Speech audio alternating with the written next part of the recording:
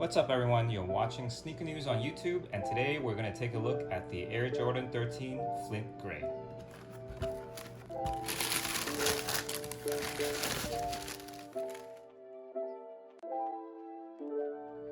Before we get started, make sure to hit that subscribe button.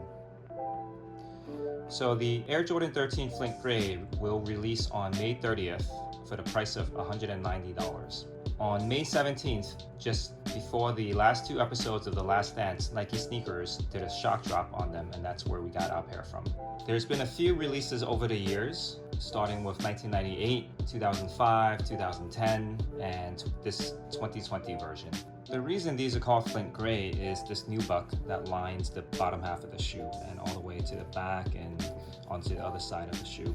What's interesting is in 1998, the original version features navy, Carolina blue, Flint Gray, and white, which this pair is most similar to.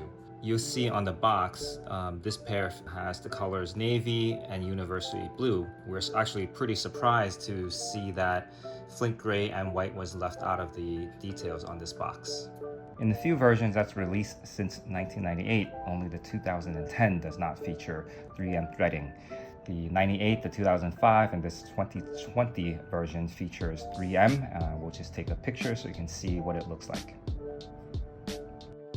Michael Jordan is often nicknamed the Black Cat, and when Tinker was designing this shoe, he was inspired by a panther's paw, as you can see in the outsole and also the midsole. And here what we would call the eye of the shoe, you can see the holographic Jumpman, which has been the signature of the Jordan 13. Throughout the years, they often come with a piece of protective tape here.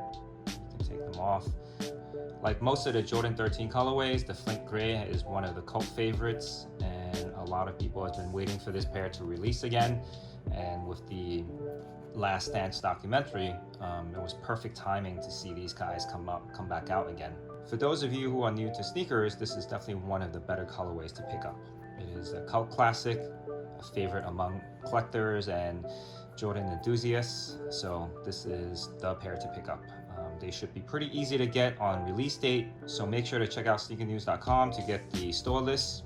Resale prices so far for this pair is around $330. As they release, we should see the price drop a little bit, but once people grab their pairs, we should see these go back up into the 300 range, 300 to 350.